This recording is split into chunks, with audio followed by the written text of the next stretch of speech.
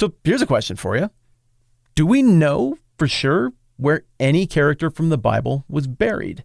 Could we actually go and find that right now? Could you, if you wanted to, buy a plane ticket and go to a place and stand in close proximity to the burial place or even the body of somebody who participated in these most formative of stories from all of global history? The answer is heck yeah. There are a few of these that we can say with certainty that we know where they're at, and you could go see it if you wanted to. So in this video, I'm just going to break those down. We're going to talk about the burial sites that we know for sure. We're going to talk about some of the burial sites from characters in the Bible that we know for maybe.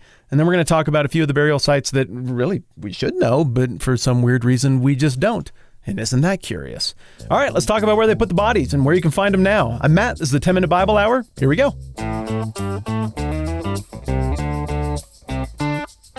The first part of this list is going to be all smoking gun, absolutely sure burial locations of biblical figures.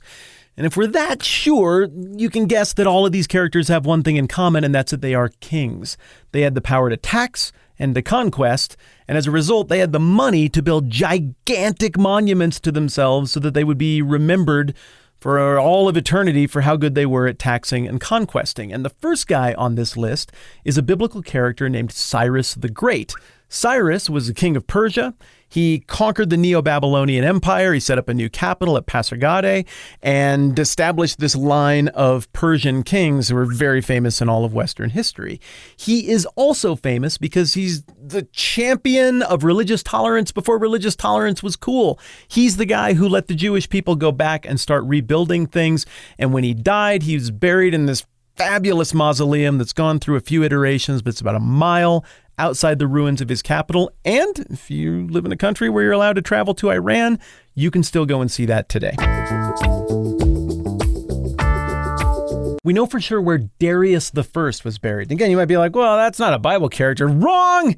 He is a Bible character. He's the guy who was in charge in the book of Ezra who let the Jews go and rebuild the temple in Jerusalem. Now, obviously, extra-biblically, he's super famous for tangling with the Greeks, losing the Battle of Marathon, and then handing things off to his kid, Xerxes, who also lost to the Greeks later on at the Battle of Salamis after that goofy victory over the 300 Spartans at Thermopylae. Darius is buried in a Mount Rushmore-style rock-carving relief tomb, something out of Indiana Jones and the Last Crusade, and his is marked, so we know he was buried there. But there are three more, and there's every reason to assume that those were the tombs of his descendants, Xerxes, who's the king in Esther, Artaxerxes, who's mentioned briefly in Nehemiah, and Darius II, who is not a biblical character.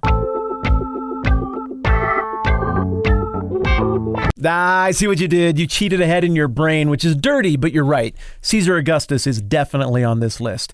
He's the first emperor of Rome, probably the most powerful emperor of Rome ever, and he's the guy who called for the census that got things rolling with Mary and Joseph and got them to Bethlehem where Jesus would be born. When he died in 14 AD, his remains were placed in the super fancy mausoleum on the north end of Rome that you can still go to today, and at least at some point it housed his remains as well as the biblical emperors Claudius and Tiberius, who are at least alluded to in the New Testament as well. Last name on the super sure list is one that's weirdly important to me. This is Ramses II. And part of the reason I need to list him last here is because we're super sure of where he got buried. And part of the reason we're super sure is because we found his body. You can still see what he looks like. He looks like James Cromwell, the actor that was popular in the 1990s who always played the corporate skinny weaselly guy. You could tell that he was bald. You could tell that he kind of had this pronounced posture with this kind of goofy looking nose. He looks like he was a character. How do I know what he looks like? I saw him one time in probably 1987 when I was a little kid. My parents, who had no money, saved up and took me to this Ramses II exhibit at the Denver Museum of Natural History or whatever they call it. It was mind-boggling to me because I was looking at this guy, and as I did, it occurred to me, even as a kid, I could be looking at like the big brother of Moses. That could be the Pharaoh. Some people think it's a different one, but that could be the Pharaoh who was a rival of Moses. I could be looking at the guy who stared out his window one time and saw frogs falling from the sky. I could be looking at the guy who was taking a dip in the River Nile and all of a sudden he's covered in blood. I could be looking at the face of the guy and imagine his pain and sadness when the Passover happened and his kid died. It could be that guy. Again, there are a couple of competing theories about who is the Pharaoh of the Exodus, but at the very least, little kid me looked upon the face and the features of someone who knew all of those stories freshly from family memory, or the dude who actually lived it. That is insane. I'll throw some information over here about where the tomb and all of that stuff actually is. But for me, the experience of being able to see this is what really stands out about that thin point in the connection between the now and the stories that shape me. All right, if you're keeping score at home, those first three, Cyrus, Darius, his descendants, and Caesar Augustus and his descendants, rock solid sure, definitely the biblical characters. The next one, Ramses II, definitely know where he was buried, definitely know where his body's at even right now, but not sure that's the guy from the Bible. This next one we're even less certain about, but still pretty sure. And this is Herod the Great.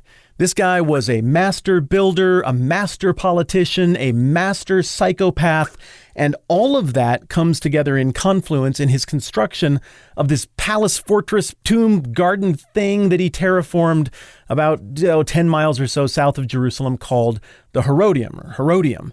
Now, this thing is where he was buried in 4 BC, according to all the contemporary sources, but it's a whole mountain. I don't know where he is in there, and so for centuries, people have wondered about it. And then about 30 years ago, somebody thought they found it and they published it, and everybody kind of embraced this idea that he was buried about halfway up the mountain in this hidden tomb complex.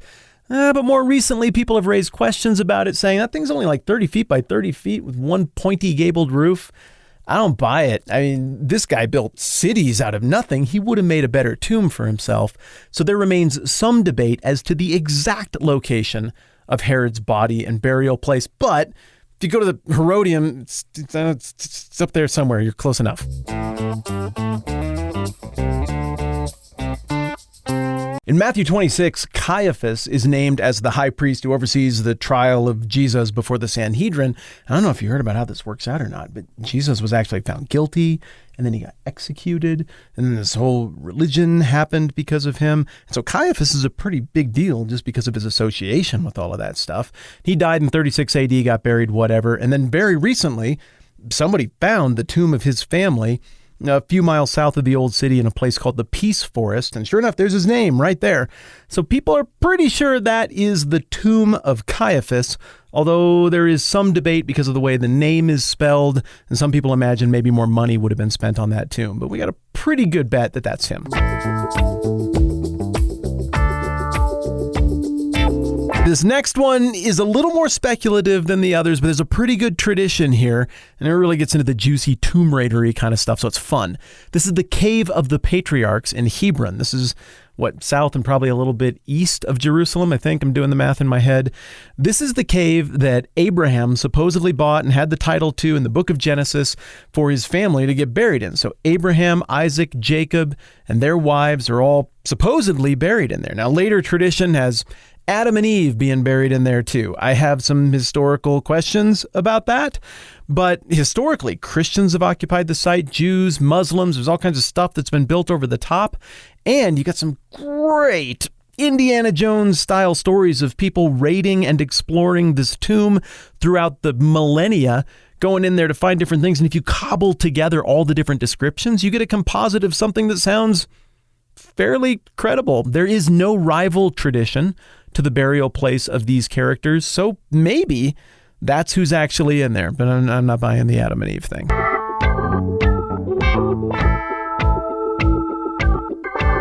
The last burial location on the list belongs to somebody who's fairly important within the history of Christianity, and that is Jesus of Nazareth. You might remember him from when I mentioned him earlier, or from him being the most important character in all of human history. The tradition goes that he was buried at the site of the Church of the Holy Sepulchre in the old city of Jerusalem. There is a competing, I believe, more recent, less reliable tradition, and we do know a little bit about what's actually inside that tomb because people just cracked it open recently. All of that is way too much for this video. I'm going to do an entire separate thing on this debate and what happened when they opened the thing. But Church of the Holy Sepulchre is what we associate with Jesus' burial. Let's talk about the names that didn't make the list, like Noah and Seth and David and Solomon. I've seen pictures of tombs for Noah. Yeah, like 15 different ones. There's so many competing claims. It just doesn't work. And some of the goofy historical claims about the location of David and Solomon's burial places are very exaggerated. They don't line up with the biblical historical account. There are really big problems there, enough that I just can't justify putting those things on this list. Additionally, I know some of my Catholic friends watching this are like, okay, now's the part where you get to our relics. I'm like, no, because frankly, those traditions aren't very compelling to anyone outside of Catholicism. Now, is it possible that the Roman Church has got body parts from Peter or Paul? I mean, maybe. It doesn't seem hyper likely to me, but all of those claims about relics and burial places within Catholicism are on a sliding scale of credibility. And Rome has not historically been enthusiastic about letting non-Catholics really deeply investigate those things. The claims initially to the death site of Peter, maybe the initial burial place of Paul, are somewhat compelling, but not enough to rise to the level of making a list like this that you could put in front of everybody, whether they believe in Jesus or not, and say this is credible. So I got to put that on a different list. Maybe you're thinking about some of the big characters from history that I didn't mention. You're like, surely we know where they're buried, like Nero, right? Well, Nero is alluded to in the Bible, but nope, he was buried in the Villa Borghese on the north side of Rome and got bulldozed by Christianity, and a church got built over the top of wherever he had been buried. We don't know the exact site anymore. Nebuchadnezzar, people remember that he was a gigantic deal in the 6th century BC, but all we know about how he died is that he's died. He probably got old, I guess, like people do sometimes. And not only do we not know where his tomb is, we don't even know where his hanging gardens are. And those are one of the wonders of the ancient world. And stuff just goes away. Maybe you're thinking of all of those Assyrian kings, Tiglath-Pileser, Sargon, Sennacherib, Ashurbanipal, who came entangled with the Israelites. But now we got nothing on any of that either. The closest we have is some excavations in Nineveh near modern-day Mosul, Iraq, that reference maybe Tiglath-Pileser III's wife being buried around there. So it really does play out that it's a pretty rare thing to latch on to a absolutely rock solid, sure burial site from, frankly, anybody, even the biggest names from that far back in history. Obviously, this is far and away the most entertaining thing that you've watched in weeks, nay, months. But aside from that, why are we even talking about this? And I think that, at least for me, kind of gets to the level of the existential. The past is weird, man. The way history moves and just flows downstream, the thing happens and it's gone.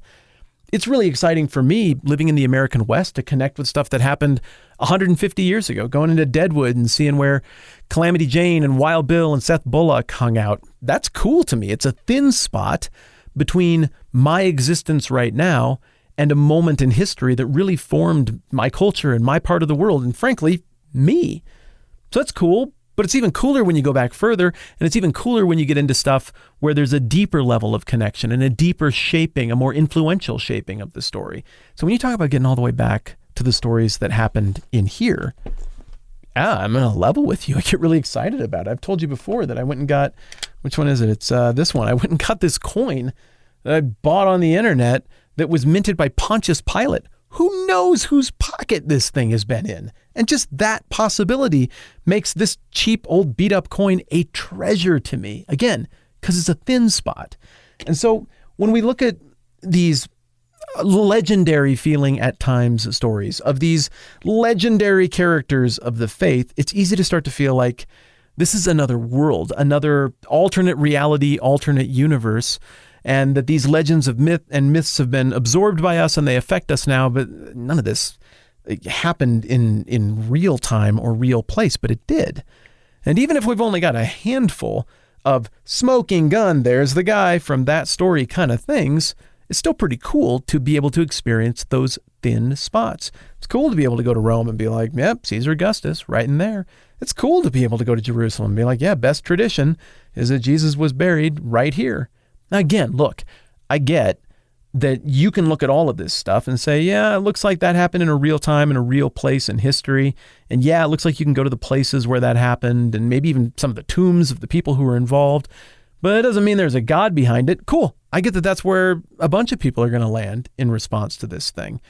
But for me, as someone who does think there's a God behind it, well, it's even more fun because then these aren't thin spots just between here and the formative past.